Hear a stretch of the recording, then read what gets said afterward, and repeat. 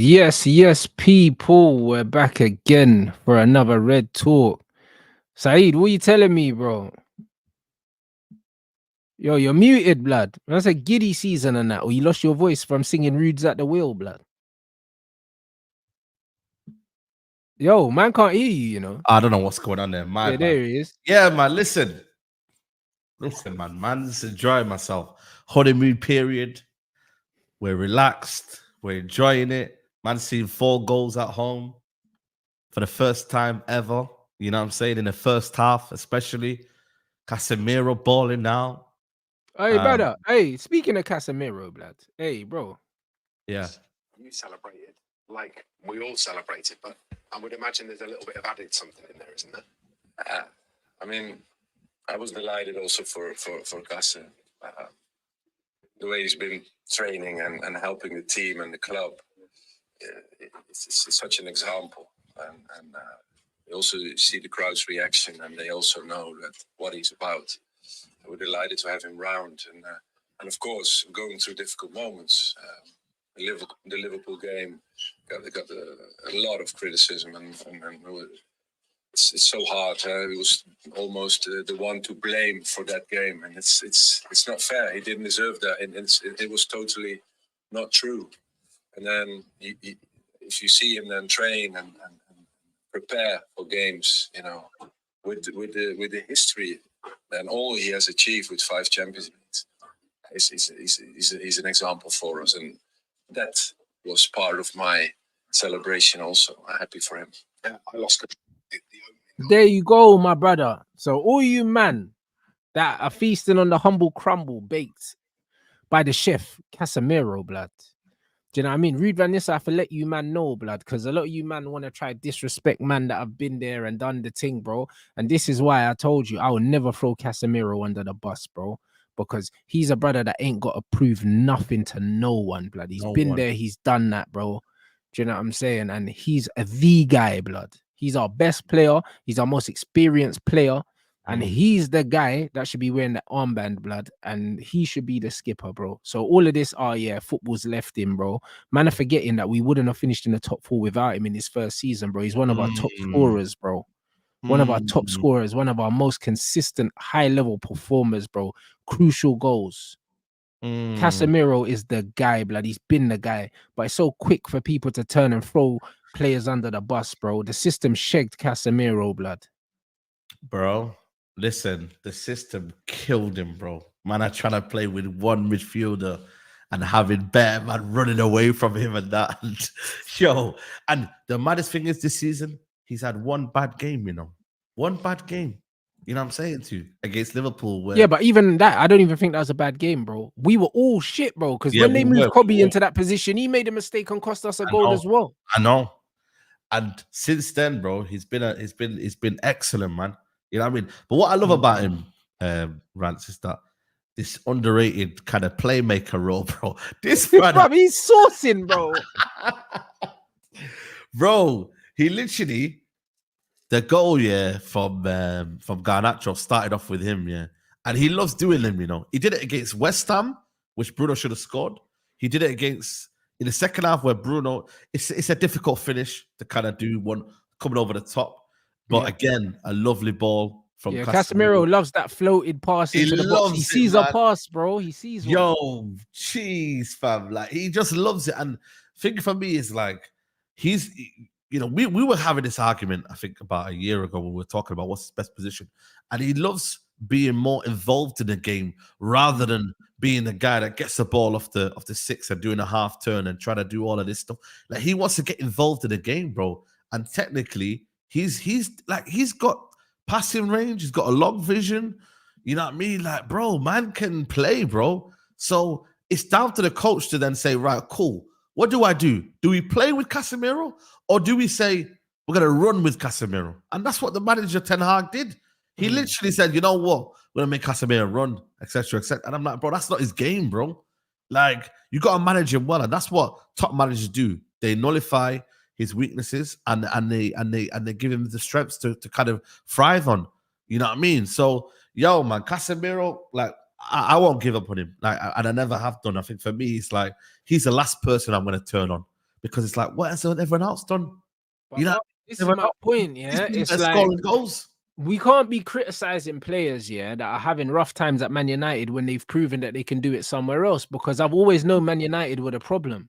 Yeah, oh, massively. I've always known Man United are the Yeah. problem. And the thing is with Casemiro, yeah, the lack of spacing on the pitch has been the reason why Casa suffered. Because you see, when Casa's got options, yeah, bro, he can pass. Yeah. He can pass, and he can pass one touch. He can play two touch. He can play the 40-yard diag. He can do all of that. Yeah. But he needs options. When he plays for Real Madrid, he's always got options. When he plays for Man United, a lot of the time he gets the ball out his feet, gets his head up, and there's nothing on, bro. And then he gets tackled. Yeah. That's exactly what happens to him. But if you give him an option, he'll pick the right pass 9 times out of 10, bro. That's the reality. So Casemiro, yeah, with Ugarte in there, because let's not overlook what Ugarte was doing, yeah. Them two together, yeah, ridiculous, bro. I know. Because Ugarte is just the insurance policy, just in case. Just in Cass's case. thing dies in it. And Ugarte, what I liked is they took turns. We'd go when one went forward, one stayed. One stage. You know what I mean? And it's not tactical. It's just like that's how centre mid used to play. When Scholes went, Keane stayed. Keane stayed, yeah. When Keane went, Scholes stayed. Yeah. Like, man just understood. One goes, one stays, bro. Do you know what I'm saying? You'll either discuss during the game, yo, I'm gonna go, you're gonna stay, or when you see your guy go, you just stay, bro. So Just there were stay, times bro. where Ugarte was right up there in the first line press, and Cass just sat. Then there were other times where Cass went and Ugarte stayed, bro, and they worked it out between themselves, bro. There was no magical coaching yesterday. The only real coaching that Ruud done was his substitutions were spot on. Bro, and the fact that he kept on Xerxes, man, because that other bomb manager would have took him off. Yep. And what happened with Xerxes? He actually played better in the 2. You know what I'm saying to you? He actually literally was linking up play well in that left channel there, dropping into midfield and linking up play well. But this is what I'm saying. The fan base just love to kind of think, oh, but one striker. Listen, man, you have to have chemistry. You know, you have to have people that you can link up with, and that's what Xerxes' game is. But in terms of Ugarte and Casemiro, bro, and this manager would hardly play them, bro. Like literally, because he didn't like either of them. That's why. Boy, you didn't like them. He's trying to do some madness on us, man. Man's playing against us and that. Man is managing against us. You crazy, bro. Like, with me, the only thing that I've got with Ugarte is that sometimes the ball can get tangled between his legs a little bit. Yeah. But once he gets going, like, he keeps it simple. There's no craziness about him. He's not flashy, and he's aggressive. He wants to win the ball high up the pitch. You know what I mean? And they complement each other well. That's what the midfield should be. If that we're playing in that 3-4-3 system. Bro, that should be, even with Amorim as well, yeah, in the 3-4-2-1. Yeah, the 2 has to be Casemiro and Ugarte. He would have watched that performance yesterday. Of course. He would have seen that. That's our 2 there. That's our 2. Like, whoever else is the other 2 10s, that's up to the manager. That's up to the manager. You know what I'm saying? But that 2 there in midfield, it has to be that 2. That's the only right answer, bro. Only right answer, bro. 100%. I'm with you. I'm fully with you, bro, because I think that's the one where they complement each other the most. And you know what I mean? And managers can come in and they can elevate people's games, and they can understand where the deficiencies are for certain players, innit? And with Cass, even though he's not like people say he's not mobile, but he's not a slow coach. It's just almost like we know that he's not got the running power he used to have, you know, in his early part of his career. So you got to make sure. Cass is no less mobile than Michael Carrick was. But that's what I'm saying. Well, there you go. It's just that Michael Carrick was just always in a better position, and hence why the team was so good in terms of our shape. We didn't have shape under yeah, but also Michael Carrick had Paul Scholes or Paul Pogba in yeah. No, and he also had Rio Ferdinand behind him. Like, Rio, you know what I mean? Evra, like, Cass ain't got that. Nah, he ain't got nothing. Nah, he ain't got nothing, bro. Same way with Kobe Mainu, that why he suffers, because he ain't got really no one around him, no system around him to protect him, and he's actually been playing in a position where he's not. I don't think we're getting the best out of him. So that's why I'm interested to see whether Kobe plays in that 2, or he actually plays maybe further forward in the 10 roles. We'll be interested to see what the manager does, but that's down to him. But for I can us, see Kobe in one of the 10 roles. Yeah. I think for me that's possible, man. But I just felt like for me with yesterday, like the shackles were off. playing with a bit of freedom. And bro, you can't tell me that them players weren't smiling. They weren't enjoying themselves. Oh, you could see Having it. to know that man like Ten Hag would be like, get back in your position and that. You know what I'm saying, bro? Like the defending for me, I'm not really too fussed about. The 2 goals came out really nothing, yeah. But the attacking rhythm and the attacking combinations were just consistent, bro. And people can say, yeah, it's Leicester's whatever team, but bro, you man were cooking us for not beating Newport County correctly. You know what I'm saying? And Coventry and all them teams. Because we weren't beating them how we meant to beat them. So all of a sudden when we beat Leicester City, it's all of a sudden it's only Leicester. Well, it hasn't been only whatever since Ten Hag's been over. So that's just the reality right now. You know what I'm saying? So for us, goals, enjoyment, and I'm glad Ruud's staying now. I'm not gonna lie to you till the international break. Yeah, I'm glad. Is what, 1 more week? So yeah, I think So he's got the Chelsea game, the midweek Europa League game, and then he's got Leicester as well. So he's basically got that. So basically, we paid for the release clause, but we didn't pay for his 30-day notice. But we only paid for his staff to come out of the contract. We paid $1 million extra for his staff to come out, but not him. He has to stay there until the international break. Do you get it? No, because they said 30 days, but 30 days would mean, the end of November, but he's coming before then. He's coming before that. So I don't know what it is. I think they waived the 30-day notice period, but they said that he has to stay till then. It gives them more time to get exactly. It's an insurance policy for them. Yeah. Because which is fair enough. It's a good idea. I think it's a good idea because it means that we keep a good relationship with Sporting, and we've always had a good relationship with them. Do you know what I'm saying? Because do you know what I mean? Obviously, we got Nani from there. We got CR7 from there. Do you know what I mean? Kerosh, we got Bruno from there. Like Kerosh had a good relationship with them. Rojo from there. So we've always had a good relationship with them. So do you know what I mean? Just out of courtesy, man said, all right, cool, international break. Like, and it makes a lot of sense because it's not 30 days, bro. So they probably said, you know what, you can stay there and we'll just pay. Do you know what I'm saying? Yeah. So, nah, 100%. It's cool. I think we've done it the right way. Yeah. And I was kind of expecting. And for me, I'm not gonna lie to you, bro. I think for me, it wouldn't be right to kind of rush Amorim to come in the Chelsea game. Because then we're not going to see the full kind of Amorim ball in it in terms of what we're trying to do. And I think international break, it just makes sense. Familiarize yourself. Yeah, and bare Man United players are going to pull out the international with it. Well, that's what I'm saying. I know. That's what I'm saying. So bare Man going to pull out. All of a sudden, you know what I mean? Kobe Maynard's going to step out of his wherever he is. Yeah. Him and Euro, bruv, just going to step out the hyperbolic time chamber, bro, like, and just start balling. Bro, it's true. Because you got to remember, Ten Hag's a militant, innit? So he's like, yo, you're not coming out of your cave here until I tell you so. Bruv, did you see the leaks as well? And we knew it anyway. Them injuries are Ten Hag's fault. Man was saying when they were losing games, he was making them do extra sessions. Bro, this is what I'm trying to say, bro. You know what I mean? Man trying to punish them, for your mess. Imagine how man trying to show them for your tactics, for the way you set us up, That's crazy, bro. But like I said, bro, it got to the point now where, these players, like them man were actively saying, you know what? A man's ready or man's this and da-da-da. Then you got certain man just hiding in Luke Shaw. That man don't want to be fit. Mason Mount, you know what I mean, bro? It's all a mess, bro. So we going to find out who's really fit and who's not.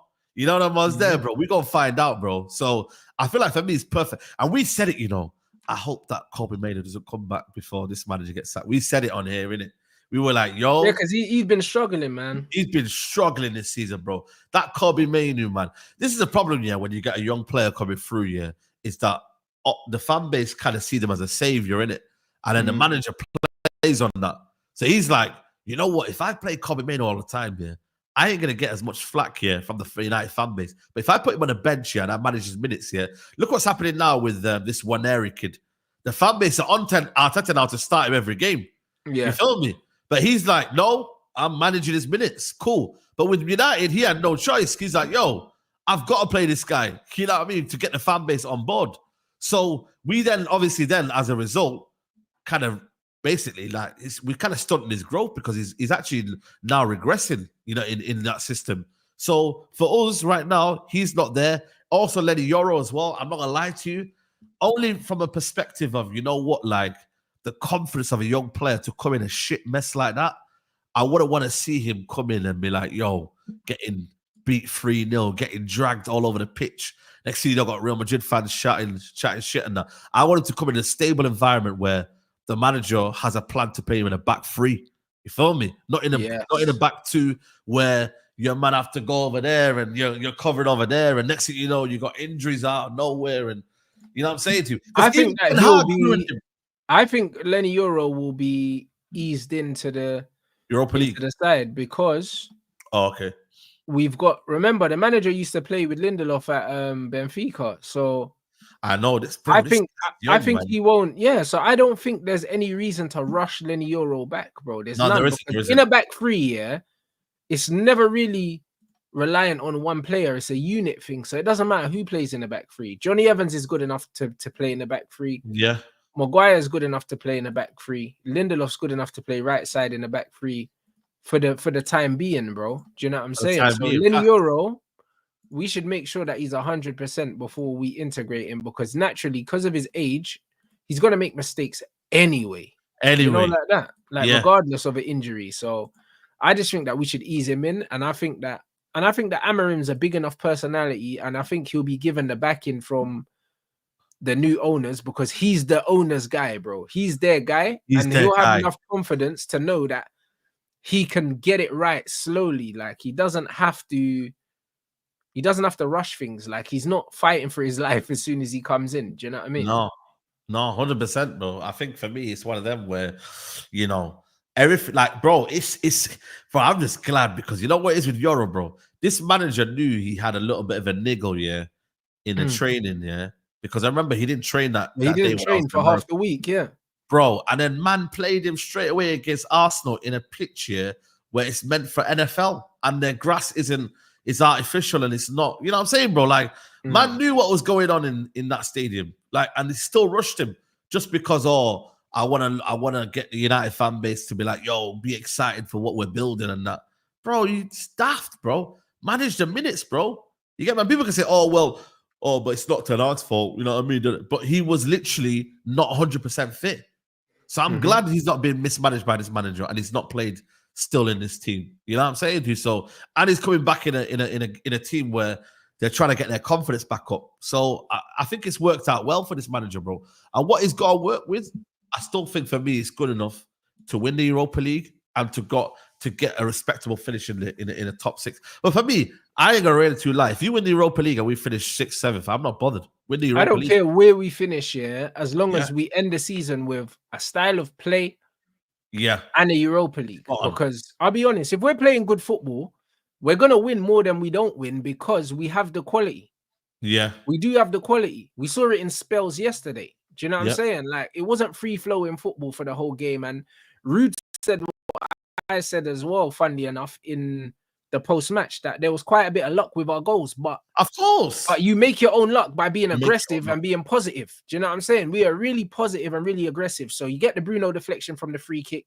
What was the other goal? The Casemiro one. He fell for him. Man. Like, you get luck in those situations when you're aggressive. Do you know what I mean? You make your own luck in it. So, and we were unlucky as well with the goals that we conceded as well. So they were unlucky. I watched it back, because when you're in the stadium, you're like, what the fuck happened there? Yeah. And then you look at it back. The first one, Bayende mistimes the catching the ball, and then the guy, it's a good strike. A great strike.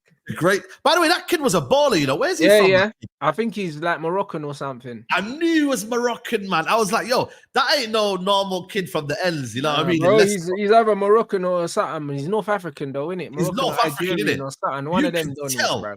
You can tell he was North African, because I was like, yo, who's this kid, man? He's tech tough, innit? He's tech tough. He's proper. I think for me, I don't know if he's young enough, but people are going to watch out for him. I don't know if they signed him this year. But and then the second one, bro, come on, man. The ball landed to Connor Cody's feet. Even he didn't know that he was going to get to him. You know what I'm trying to say to you? So, he's Al-Khanusia is a baller. Watching him when he was at Genk. Algerian, Say no more then. Okay, say less then, man. He was one of them that stood out for me in that team. He cooked. Yeah, but overall, he cooked. Even Bayende, man, like, bro, like the manager, do you reckon Who played in that first Carabao Cup game? Was it Bayende or Onana? Anana, I think. Was it Onana? I think so, yeah. Say no more. I But for think me, so. when I look at Bayende, yeah, I think he was calm as well, man. Like, He just needs confidence. just his confidence. Do you know what I'm trying to say to you? So for me, it's one of them where, you know, the defense didn't really get troubled, bro. Let's be honest. Like, we were just attacking. Second half, could have went for more goals. We didn't. But then again, we had chances still in that second half. You know what I mean? Yeah. That Ahmad one, bro, I wanted that to go in so badly. Brother, bro. he connected with that so clean, bro. Oh, my days, So bro. clean with that, bro, when he caught that. And the thing is with Ahmad, yeah, Ahmad is so good, yeah, that every time he comes on the pitch, yeah, he looks like he's been on the pitch for the whole game. Like he doesn't look like he needs to warm into the game. This is how you see his quality. His first touch is just there. Like, his movement is just there. Like, he's just active, bro. He's one of them brothers, you know. There'd always be that one brother would turn up to five-a-side and he just don't need to warm up on that. He'll just turn up late, bruv. And then everything's just ready. First touch is ready.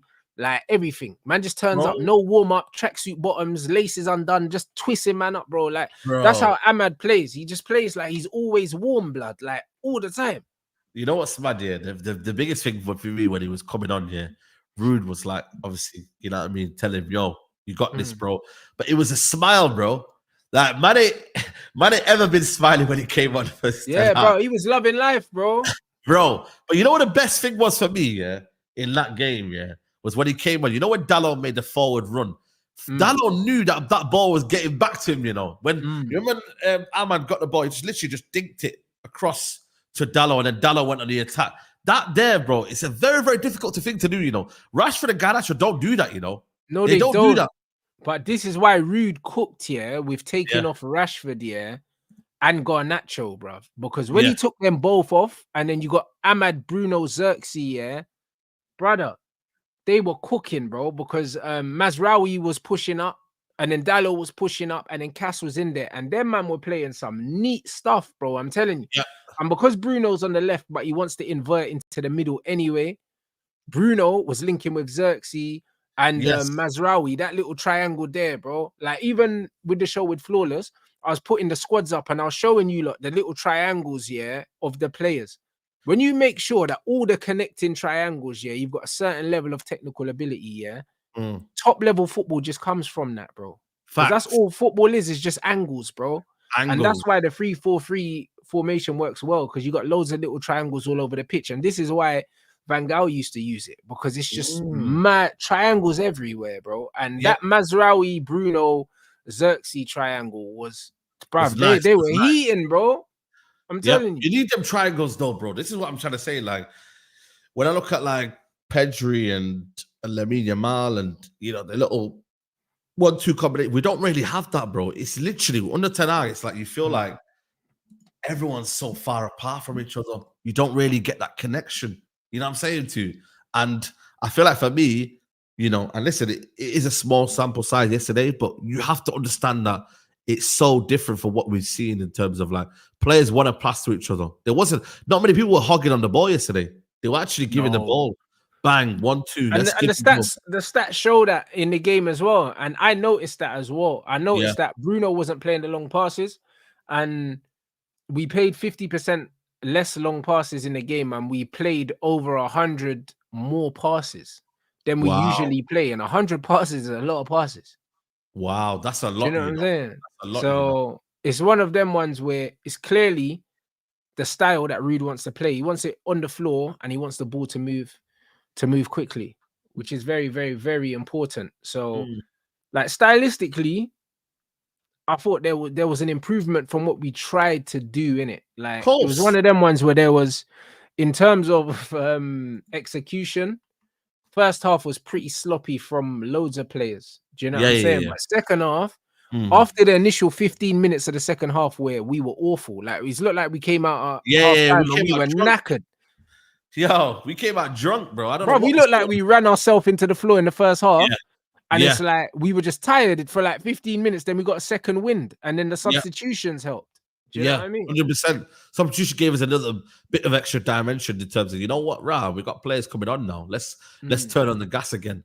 You know what I'm saying to you? So I feel like it's needed. That's why I'm glad he kept on Xerxes, because he was like, let's go 2 up top, or let's go put Xerxes just in behind. And he did it with Wheatley as well, because Wheatley came on after that. So it's good, man. I think that kind of positive mindset is needed, bro. When you hear the fans are booing and then the players just kind of almost say, you know what, I give up as well, man, because this manager don't know what he's doing, bro. He's clueless. You know what I'm saying to you, bro? He was actually clueless, this other brother. So for him to see that, and also look at Ruud's energy on the touchline, bro. Look at his energy, bro. Man's on it. He's with you the game. You know when you see a manager that's with you, every other manager, you can tell that they're with you. Guardiola, you can tell there's with the players. Ten Hag, you never felt that he was with you. With Ruud, there was a presence. He was celebrating the goals in a way that I've never seen a manager celebrate in a while. But also his actual, like, you know, he never went back to his dugout, you know. He never, for once. He stayed on the flipping touchline throughout the whole match, bro. Yeah, he was involved, man. That's what you want. That's what you want. That's what you want, man. I just think for me, you want that manager who's involved, like with you in the team, and he's encouraging you, bro. And ultimately, the way he spoke after the press conference, you know what I mean? He wants to help the team in no matter what capacity. You know what I mean? I don't know personally if he's going to be there, if I'm being honest with you, Rants. I don't think he is. But listen, that's why we've got to enjoy it while we can now. And you know I what? wouldn't have thought he would have been there, but it seems like he's leaving the door open. He is, of course. Yeah. Of course like he's leaving the door open.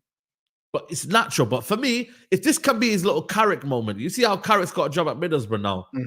And you know what I mean? He's established, and Kieran McKenna's obviously doing his thing at Ipswich. But sometimes you need this big job. Give yourself 3 or 4 games for people to look at you and think, you know what? This guy's got the right he might be looking at it like this, yo, this is my way to audition on the biggest stage. If he can go and beat Chelsea or something like 100%. That, all of a sudden, man are looking at it like, yo, Ruud, serious brother. And you know what, Ruud has enough time now to set up a nice little mid-block for Chelsea, because I know he knows how to coach it. You know them, man. So Ruud's got a nice little bit of time to set up a nice, solid defensive system against Chelsea, and maybe nick something. Bro, listen, man. These Chelsea fans, as much as they got probably, they're in their process a bit more than us, I don't see why United can't go there and win, man. I think for me, we can win this game, bro, because you got to remember, Chelsea haven't won there in 11 years. That's the one thing. Psychologically, they're going into the game already 1-0 down. And B, they're not going into the same atmosphere and the same feeling as it was under Ten Hag. They're not. They're not going to be seeing people not closing spaces down. They're not going to be seeing people, you know what I mean, not chasing back. Like, they're not going to see that. A, the crowd won't have it. And B, yo, Amorim's watching, mate. You think he's not watching this game? Oh, he's watching, bro. Like, just like he would have watched last night's game, bro. Well, there. Thank you. So I think for me, the players are on. This is players. As much as Ruud's auditioned to get an assistant role, bro, these players are auditioning to get they're auditioning to get a chance under the new manager. Yeah, 100%, bro. I watched Sporting Lisbon the other night. So what, you think Amorim didn't watch that? No, exactly. That's what I'm trying to say, brother. You know what I mean? This guy was cheesing, bro. He watched the whole game, and he's probably gonna ask for tapes to watch that shit back. Facts. So for me, it's like I generally think for me it's one of them where when I look at the game on Sunday, I can't lie, man. I'm more than confident of a win, you know. And I think Chelsea, they can be confident in their team, and rightly so. But I think for me, you know, we're at home, you know what I'm saying to you, and we're due a win at home, you know, against the big six. Yeah, and we are. Funny enough, it's always against Chelsea that give it us. Yeah, we've been starved. Bro, we haven't beat. When's the time we beat a big six team at home, man? I think it's a minute, you know. It might be. It must have been the Chelsea game where last December. Yeah, it must be. Nah, that's crazy. Yo, that's mad, you know. At home. You see what I mean, bro? You see what I'm trying to say, bro? Like that right there is criminal, bro. Because for me, I always look at you, your home games against the top six, I need to know that we're winning. Yeah, that's what I'm saying. Funny enough, again, our first home win against the top 6 team is against Chelsea. It's mad in the dunya, man. So for us, it's like we need to come in a mindset where we're going to win. We're not coming here. It's not just a little kind of almost, it's a pass and that. Nah, it's not a pass, man. You know what I mean? 3 points with 3 win. We get our 3 points. We're only 3 points behind them. And I'm not even trying to count points or anything, but I'm just saying like the outlook then changes. You then start. 100%. You know what I mean? And you give a better platform for the manager to come into. You know what I That's mean? the thing with the Premier League, yeah. It's like if you just put together a run of games, yeah, the table changes so quickly. Bro. It changes so quickly because there's so much quality. Yeah, bro. There's so much quality, yeah, in the league that you just put together a run of 3 wins, blood, and then all of a sudden the table's looking real different. You know, like that. So you know what I mean? It's one of them ones where, bro, if we can remain undefeated, yeah, until the new manager comes in, brother, he's in great stead. Do you know what I mean? And then the 5 games that the manager's got, the new manager, I think the 4th game is Arsenal in December. Jeez. Brother, I can't wait for that game. Bro, listen to me, man. Imagine that, bro, just ruining their title hopes. Brother, I can't wait for that game, you know. I swear down because he already coached the win against Arsenal for Sporting. I know, he's been there before. Brother, if this guy can give me the Arsenal scalp, yeah, in December, bro, oh my days. If man want to see the internet's getting smashed to bits, blood, I'm telling you, man. Bro, cigars out. You know, please, I beg, bro. You see that game there, the 4th of December, bro. Brother, please. On a Wednesday night. Please. On a Wednesday night, bro. You know what I'm saying? Like, it's a nice little... Please, blood. I'm telling you, that's the game, you know, because the rest of the other games are like Bodo Glimt and that. They're games that man are going to do his thing, yeah, but brother. Yeah, of course. Deal with, because he got a nice run, bro. First 5 games is decent, but brother, if you put Arsenal in a spliff, blood. That's why you have to build momentum. Yeah, build momentum. You get what I'm trying to say? And then deal with them, innit? You feel me? So, bro, listen, when the confidence is up and when shit's rolling, you get me, you can believe. But bro, you have to have a manager that you can believe in as well. And that's where Amra's gonna come into now, where we've got this fresh energy, fresh hope, you know, and he's gonna bring it to us, bro. So yeah, man. For me, I'm ready, man. I'm ready. You know what I mean? December's fixtures are looking a bit mad because I think we've got Tottenham away as well in there. On the 17th of December, got Man City in there, but bro, I'll be honest with this new manager. I relish it. I'm looking forward to it. You know why? That's what I'm saying.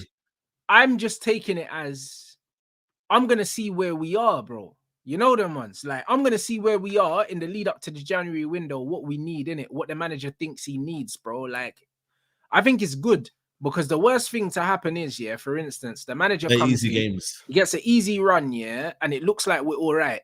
You know what I mean? And then the January window closes, and then all of a sudden we look short after. I would rather, yeah, he in the lead up to this January window, he kind of gets an idea of what he needs, and then we can realistically attack that January window. Because I think we're gonna need a left wing back. We've been linked with. Not saying we've been linked with, but there's been rumors that already he wants a left wing back. So. I think he already knows we need one. We've been linked with Aït-Nouri. That would be an absolute dream. Do you know what I mean? I don't know how.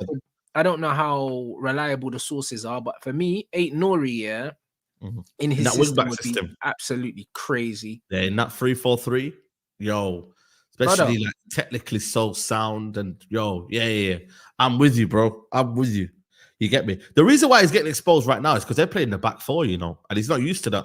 You know what I mean? Bro, he's not a back 4 player, bro. Do you know what I mean? Like, so he would have been a dream, or someone like Kodioglu, blood, would have been perfect. I know, man. But you never know, though, man. This Kodioglu, man, I've seen players been there 1 year and they get taken by Brighton, man. So who knows, man? I might still dream of that one, but there's still left backs out there, man. There's a Kirkus brother from Bournemouth. There's still players out there. You know what I mean? Left backs they're not in a dire state. I think the right backs ones where I'm looking at, I'm like, there ain't many good right backs. There's still we're cool with right back. We got 2 right backs. Yeah, we got 2. Yes, I'm saying. So for me, it's like, you know, the Davies one. I still don't see United going getting Davies. Like, but it's on a free, so I believe that it makes more sense on a free, though. You get me? And also in a wing back situation where he'll be used more as an attacker, bro. And I think that his P&P profile suits what we're trying to do, bro. I'd personally prefer someone more technical, like an 8 Nori. Yeah. Do you know what I'm saying? I'd prefer someone more technical, but I would understand why his pace and power profile would be favored in the Premier League. Do you get No, it? 100%. Are you mad? Yeah, That would be crazy, bro. If you got because him he on almost there. plays in attack for Canada, so he kind of is an attacker and a defender. Do you know what I'm saying? Yeah. Yeah. You know what I'm saying? So I think for me, it's one of them where he can play, bro. He plays in the 10 and the wing Yeah, for for Canada, Canada bro. He in the plays wing, yeah. everywhere, bro. So you know what I mean? He's kind of used to that, bro. But I think for me, bro, it's exciting times. But I think for me, you're right, you know. You got to look at them that running with a bit of excitement, man. Sometimes we look at things and we're like, oh man, that's tough there. But bro, you know what it is with me? As much as Man City have been, been doing their thing, they haven't been great this season, if I'm being truly honest with you. Like, No, they've just been if you've efficient. got a manager that knows what he's doing, there's reasons where we can hurt Man City. You feel me? Obviously, they probably have a superior manager, which is cool, fair enough. But at the same time, you know, like you gotta make sure that you apply yourself right. When we went there last season, we literally sat back in our own box and let Man City do their thing, and they found a way. So it's how you approach games, bro. And if we go there with a positive approach, you can lose a game, but it's the way you lose, man. It's the way you approach the game. You got to approach it in a way where you give yourself enough kind of, ammo to kind of throw at them. You know what I mean? You got to have ammo. You can't just go in there and be like, yo, we got sticks. Come on, man. Use your ammo. Use your squad. So my thing is like, if we get a competitive manager and we're competing, that's the least we've not done under this manager. And that's all we want to do. And we want to compete in every game. Do you know what I'm saying? We should be playing against Arsenal home and away, Chelsea, Tottenham, Man City, competing. Do you know what I mean? I'm not saying that we need to win all these games, but be competitive. Like Chelsea were competitive against Liverpool. Even though they lost 2-1, they was competitive. They gave a good account of themselves. Like Man United should be competitive against every team in this league, bro. Every single one, regardless. With the squad that we have, we should be competitive. And this is what people do. People 100. mistake, us being competitive in games for us winning, like every game, and us us winning every game and us challenging for the league. Bro, you can be competitive, and not challenge, bro. Like Brighton are competitive every game. Yep. Brighton, that's what I'm saying, bro. Brighton are competitive, bro. Even Wolves, who have been at the bottom of the table, bro, have been competitive. Have you not seen them be competitive? You see what I mean, bro? Even like, Wolves, bro, even yesterday, 3-2 Liverpool, bro. Competitive. If that was United, that would have been a 3-4-0. That would have been capitulation. But they're competing, bro. Teams compete. Newcastle, whether they're shit, they're still in the game somehow. Against Chelsea, they had a few chances. They're competitive. You feel me? We've just not been competing. You see what I mean? So I feel like that's where this team needs to install that mentality of, because I've seen this team just give up, under because they're like, yo, like we don't want to do anything. You feel me? And then you got man talk about deny that game, bro. Do you know what I'm saying to you? Like, it's just one of them where our approach needs to be stronger, our mentality needs to be stronger, but the players that we've got and we've left behind, they're still capable of drawing out something this season. It's still a long way, man. You know what I mean? People talk, it's November. You got the whole of November. You got a jam-packed December, January, February, March, April, May. Bro, like there's time, bro. There's so much time from the season. And I feel like for me, it's beautiful, man. I think it's beautiful, the fact that we sacked him and now we can actually look forward to the season, man. Because, boy, man, I went to Old Trafford and, bro, I'm telling you now, hour before kickoff, it would have been empty. Yesterday, it was jam-packed, bro. People are bouncing again because they're like, yo, like, they're coming to see at least good football, or they're coming to see at least a new change, because it got to the point where it was like, yo, things just weren't working out, bro. And now, you know what I mean, with Ruud van Nistelrooy there for a couple of games, it gives the fans a feel-good factor, and then boom, it's time for business now. You know what I mean? It's time to get going. You feel me? So, yeah, man. I'm glad. I'm glad he's brought his coaching team as well. So there's no whole idea of, you know, Ten Hag going and getting, you know, who did he go and get? McLaren, and what was the other guy? Like, even Benny McCarthy, no disrespect to Benny McCarthy in that, but you could tell he wasn't clearly his guy in it, you feel me? Like, he never but really that's what I mean. was part of His it. whole thing was a shambles from the beginning. Even Shambles, the man. fact that Amorim's cut through, he's bringing his whole team, yeah. And to Whole be fair, team. United, they've always kind of given coaches to the manager, bro. They've always been involved. You know what I mean? Giggsy was there with Van Gaal. I think Carrick was there with Jose. Yeah. You know what I'm saying? I think, yeah, Carrick was there with Jose because I think Jose said he didn't want to work with Ryan Giggs. And yeah, there's always just been hangers on and old Man United players hanging around. But I think that a complete cultural reset, you get rid of all of these ex-Man United players, yeah, and you rebuild your own thing. Yeah. You see what I mean? That's what I love, man. That's what I love, bro. You gotta have that, bro. And the fact that, like I said to you, it's a new coaching team, you know what I mean, with fresh eyes, bro. I just, like I said to you, bro, you know, there's these common questions in it that people keep throwing at me in it, like, what about if Bruno play? What about if Rashford play? Listen, I'ma just trust this manager to make his own decision, innit? And then I'll make my own judgment as I go along. But for now, I'm not here to stress about that. I'll be real with you guys, man. I'm not here to stress about who's going to be starting, who's not going to be starting. I think I have enough confidence from what Ruben Amorim has shown us in the games we've watched, and you know, his CV and the way he likes to plays his football, that things will just kind of balance itself out. You feel me? So we gotta let things just happen, bro. Like, there's no point stressing about him, man. Do you know what I mean? That's all it is. You gotta just let the manager do his thing, and then based on new evidence, we'll then discuss things as we go along. You know what I mean? Yeah. But Can't this is just why throw I'm a man super down. relaxed. But this is why I'm super relaxed at the moment, because it's like we just need to wait and see what happened, bro. Like, obviously, we've got to be ambitious in the sense that obviously we want Champions League football, but yeah, this is gonna take time, innit? This is gonna take time. And my targets for Ten Hag, yeah, at the beginning, yeah, because he had a full preseason, was top 4 and a trophy. Do you know what I mean? But top 4 minimum. But now we're in a situation where we're in the Europa League. That's very, very winnable.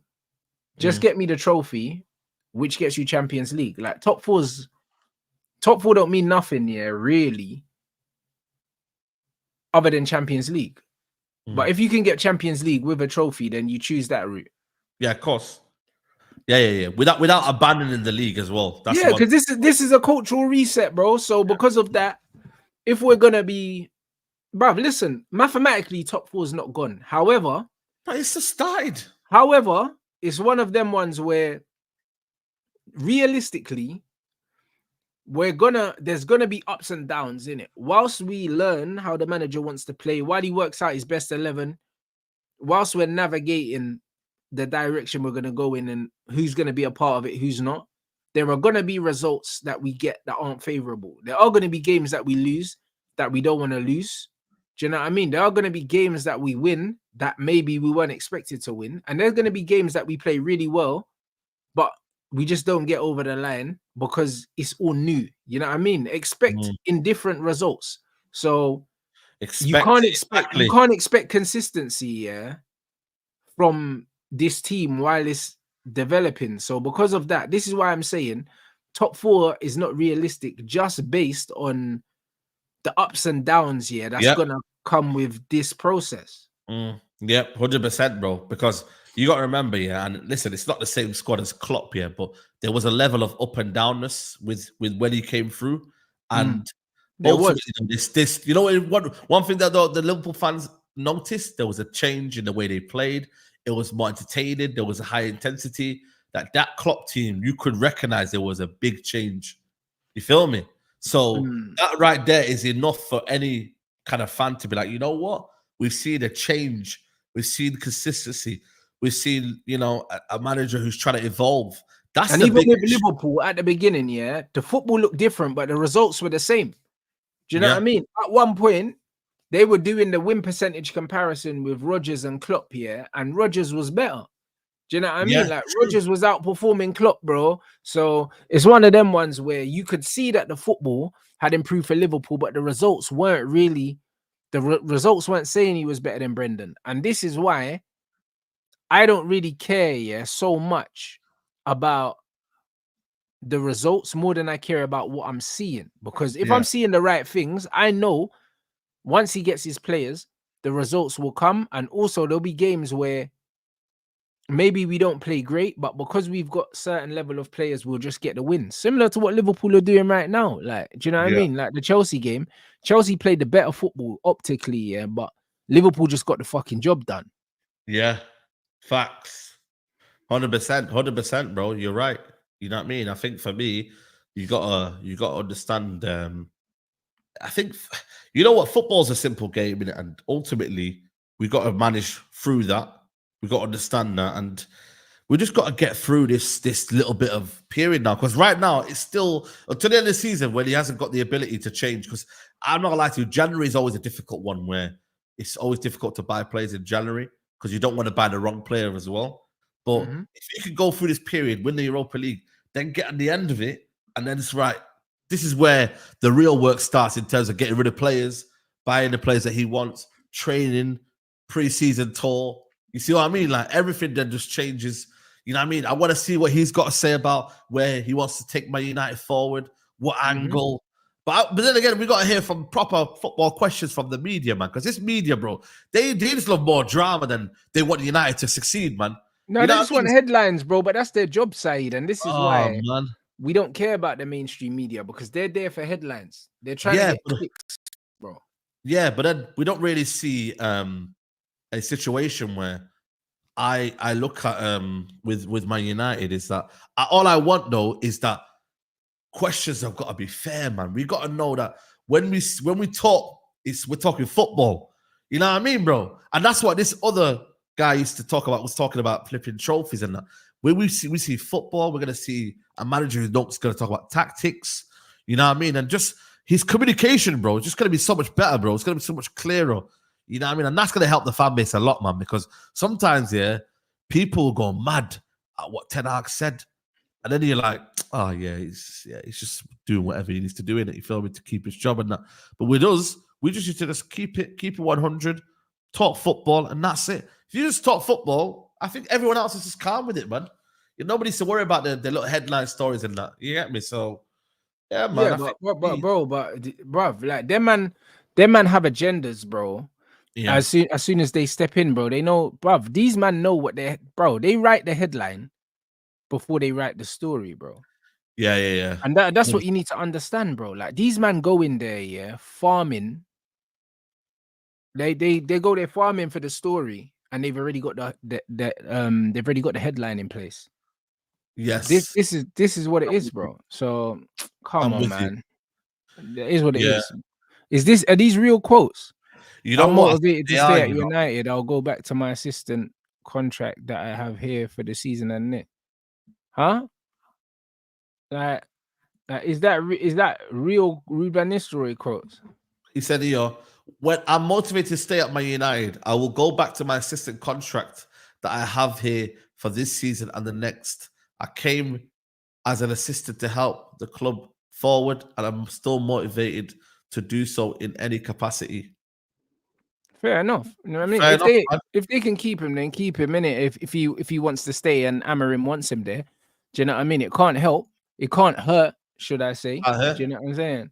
But if Amorim wants to go a different way, then it is what it is. Yeah, then it is what it is. It depends on Amorim. You know them way there. Like, but the thing is, though, if he says, I'm probably gonna leave because the manager's gonna come in and have his own say, then everyone's gonna be like, why would he say that for?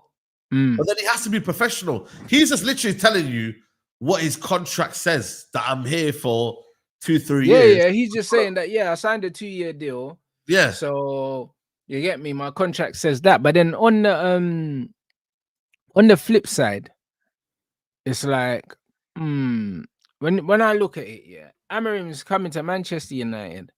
Like I mentioned with David Moyes. When David Moyes cut through, he got rid of all of Sir Alex Ferguson's staff. All of them, bro. Do you know what I'm saying? So if you're a manager, it would be good to keep one person, blood. If you could keep one. Do you know what I'm saying? And the thing is, Ruud is relatively young as well. It's not like keeping an old man like fucking Mick Phelan or something like that. Yeah. You know what I mean? Ruud seems like he's cool enough. Like Ruud's young enough to not old man the place out. You know them ones. Like man still look at Ruud like he's a young brother. So it's one of them ones. Even if they only kept Ruud, yeah, and then he rolled through with his 3 brothers as well, the transition would be good just for the relationship between the players and Ruud, because there's already a relationship there, and there's also a relationship with Ruud and the fans as well. So I think it would be a good idea. But if they got rid of Ruud, I wouldn't care, bruv, because I trust what Amorim's done in his own career. Do you get it? Yeah, no, that's what I'm saying, bro. I think for me, either way, I'm calm, you know, man. Like, I think people just want to make stories up in it as to what, you know what I mean, what agenda they want to take. But listen, if he stays, I'm more than happy, because then you've got like almost like someone who knows the club. He can familiarize himself with him. They can actually kick back together. It's not as if the age difference is mad. You know what I'm saying to you? Like they can learn off each other. And ultimately, Ruud van Nistelrooy knows that, yo, just because I'm older than him, he still is probably at a higher level in terms of tactically than where I am. And it's cool. I learn from him. I take that information. And then maybe in a year's time, he moves on and does his own thing. And if he doesn't, he's here for 3-4 games. He then can say, right, who wants me? I'm sure Roma are struggling right now, and they're leading for a new manager. There's always jobs in world football that are, you know, that you probably could go and get. So he also needed this Ruud van Nistelrooy, because he's not been managing for about a year or 2, I think, since PSV. So he kind of needs this as well for his own kind of good, to kind of feel, you know, when you just say like you was in the boxing ring, innit? And you might not have been there for a while, but when you get back in that ring, yeah, the feeling that you get is like, it hits different, innit? Because you're like, 100%. You feel the gloves, you're like, yo, I'm back now. And that's the same thing with management. When you get a taste of it, you're like, yo, I think I'm ready to do this again, bro. I want to do this. So you need that as well. So either way, it's beneficial to Ruud. You know what I mean? And it's not losing out. No, 100%. It's great for the CV. It's great for loads of different things. But you just need to see there's no right answer. Because if Amorim's like, listen, I trust my team, I don't want to add to my team, that's completely fine. Do you know what I'm saying? And if he says, nah, actually, Ruud can stay because we do have a Dutch contingent there. Do you know what I'm saying? That Ruud has a relationship with, because the last manager has left a Dutch contingent, but not just a Dutch contingent, but also players that played in the Dutch league. So Ruud has an understanding of these players. So it could be helpful for the manager, even in the short term, even if it's only till the end of the season. Even if it's only to the end of the season until he can get his own guys in. Do you know what I'm saying? It could be helpful for the manager just to have Ruud there, even if it is temporarily, blood. Do you know what I mean? Rene can fuck off though. Like, man don't care about that. Already, he can crack on, mate. You know what I'm saying? That guy there, bro. He can crack on. Dream, bro. I thought this guy was gonna give us a little bit of something different, bro. Broski. He was never involved in no conversation, man. You could tell, man. He was just on the training field. Like, he literally was Steve McLaren, but just, you know what I mean, bro? A bit of a younger version. That's it, bro. Do you know what I mean, bro? Because, boy, nothing really changed when he came. You know what I mean? And that was it, bro. Do you know what I'm trying to say? So for us, I think that squad that he's bringing with him, I think the fact that we don't really know much about them as well. Sometimes the unknown is better as well. You see, when they start bringing familiar faces around, like Steve McLaren, just so they can fit in with the squad. Like, nah, man. The nostalgia thing, bro. That's what they done, bro. With Steve McLaren and Mick Phelan and that. Come on, bro. You know allow man, that, like Mick bro. in the shorts and that, bro. People were doing the throwback thing, thinking he was just because he helped Fergie that he's going to be able to help us. Allow that, bro. And that's where we get things a lot wrong in this United for so long, bro. Is that we allow sentiment to get involved, man. But I think ultimately, when you look at the guys that come in, they're unknown in terms of obviously what we see. You know, Amber is the kind of face of it all, but having that in here, and he then can look at every player and be like, yo, I don't really know you. Like we see McLaren, he might have some bias from somewhere. You see Midfield, he might have some bias from somewhere. Whereas this right now, there's literally no one putting in things in his ear to Amr and say, yo, I think you should choose this guy here. Everyone's got a level playing field now. You literally have to perform and show what you're capable of doing under this manager. This literally everyone starts from scratch. You get me? So who knows? You know, he might not like a Dillit. He might not like Lisandro Martinez. He might not like, they could be like we're gonna be shocked, He might not like players that we might not like. I think he'll definitely like Dillit, bro. You reckon? Okay. I think Lissandro's in trouble. I think that he might be his guy. I think Garnacho and Rashford are in trouble. That's what I think. I think Rashford is definitely the three up front, yeah. That one there is something to look out for. The two in the middle, you kind of can guess who it's going to be. It's not going to be a Bruno. It's not going to be, you know what I mean? The three up front is where I want to see, man. I want to know who's there, bro. So that's what we're going to find out because, boy, the wingers that they've got and the Trincao, because over there they've got Trincao and Edwards, bro. And they're not typically wingers. They're inside forwards. They're inside 10s. So, do you like that Edwards guy, by the way? Would you want him at United if they we got Ahmad. That's true.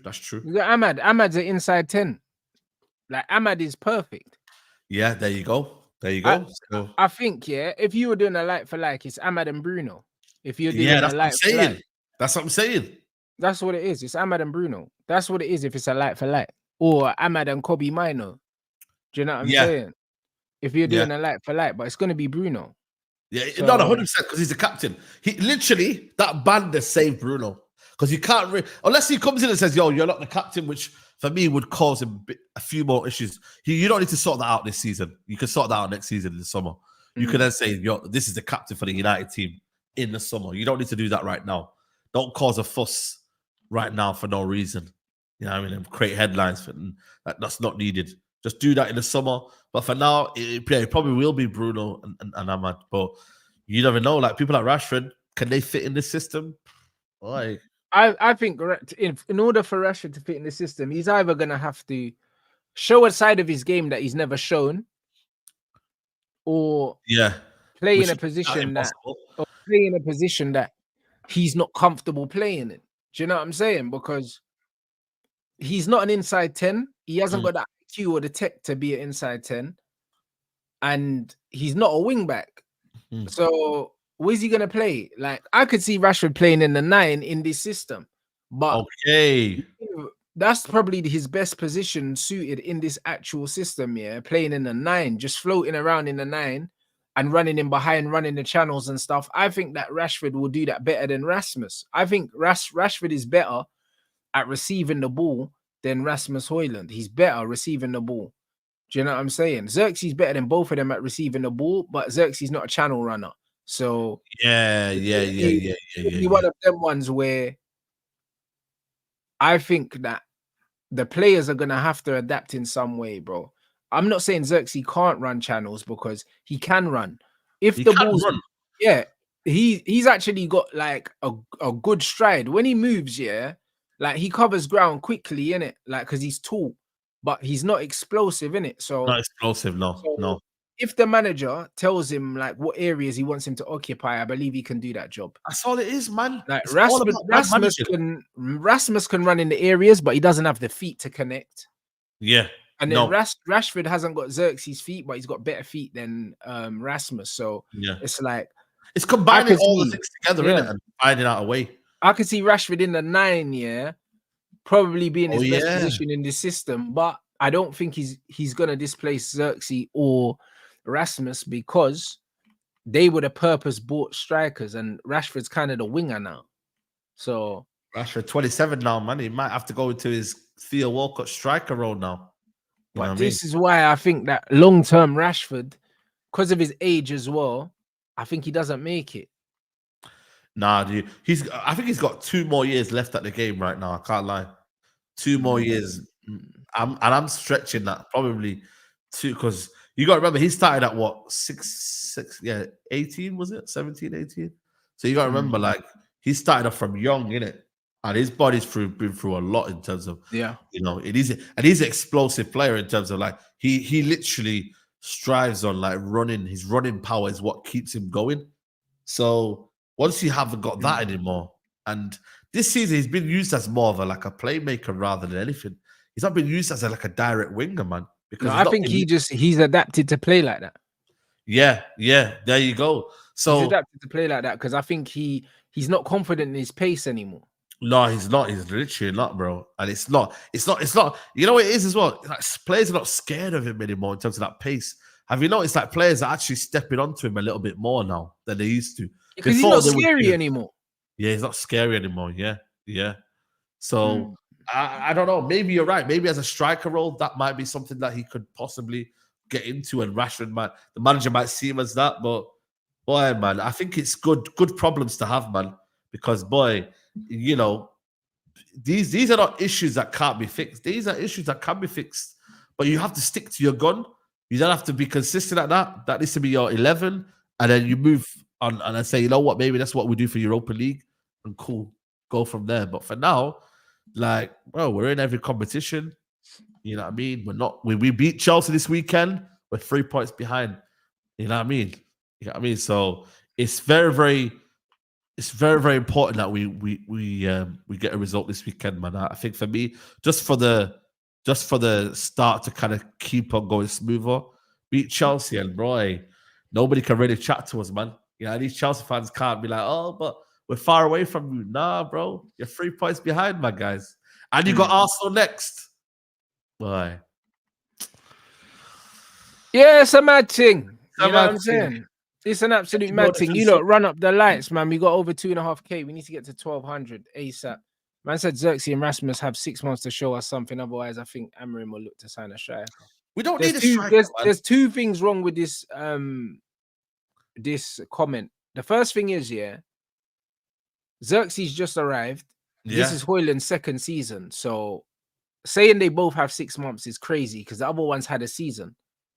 Do you know what I'm saying? Hasn't even had 6 months. The other one hasn't even had 6 months yet. The other one's had a full season in it, and he went 16 games without a goal, bruv, in the league. And then I think he scored, and then he went nearly 16 goals without games without a goal again, bro. So, like, I'm not trying to hear that shit, firstly, and secondly, it's like we don't need a striker, and I don't think the manager's going to be looking for a striker, bro. People think that getting Man United more goals is just signing a striker. This is not. Bro, that's not how football works, bro. Man United don't create enough high XG chances to score goals. We don't create enough. So because we don't create enough high XG chances, we can't be blaming striker as the main excuse, bro. Man United have been crying out for a proper number 9, Well, we've had number 9s, and since Oli, bro, man spoke about we need a proper number 9. Then he signed Lukaku, signed fucking CR7, signed Cavani. Bro, what did we win? Do you know what I mean? Man are chatting shit, bro. Oh, Ronaldo, but the thing is, though, Ronaldo scored the most goals in that season, but then we were shit as a team. So you could have a striker, but then you might miss all the other fundamentals behind that. So I think for me, them inside 10s, are the ones that I would look at maybe in the summer, or you look at maybe creating I think that's where United should be looking at. And then also just creating a better system as well, man. And scoring goals from that, bro, rather than thinking, because I believe them two there, they're still working. All the goals come from the system, bro. Yeah. If you want your number 9 to score goals, on average, your number 9, if your number 9 scores 20 goals, 15 of them at least are going to be tap-ins. Yeah. They're going to be tap-ins. So, and if you want 15 tap-ins a season, you probably need to create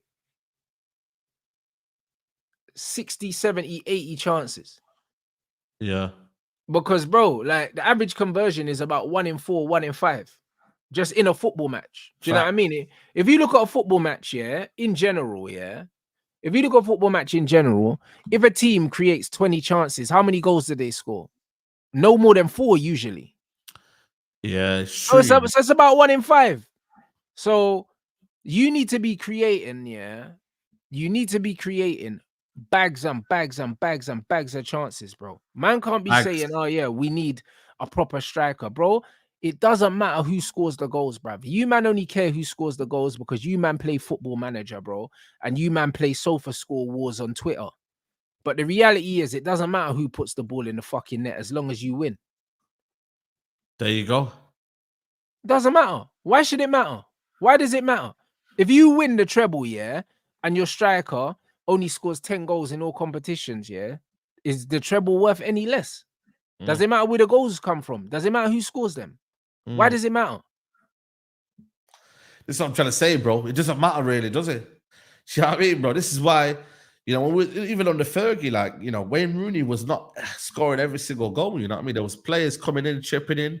Do you know what I mean? He was there for the team, bro. Fergie created a team, Yeah, man. Rooney wasn't an out-and-out 9. He never was, bro. Never it's was, only yeah. he played as an out-and-out 9 for a couple seasons after Ronaldo left. Yeah, literally. And then after that, it's about facilitate for others. So I generally think for me, I look at it like, yeah, we can have a savior, but cool. Like then everything else, what do? Do you just neglect everything else? Do you know what I mean? So I think for me, that's one thing that I think, you know, it's a perception of what the manager creates in it. If he has a good team that is all working in a unit and we're all creating chances, all this myth about strikers will evaporate. I'm telling you now. All of it's this, been the same story. They've been saying it since. When did Oli come? 2017? Oh, no, Oli came in 2019. No, 2019. Sorry, because Jose was after Van Gaal. Yeah. So for the last 5 years, even before that, because Lukaku was Jose. So yeah. Since 2016, 2017, yeah. So bruv, yeah, since about 2017, these men have been saying Man United need a number 9.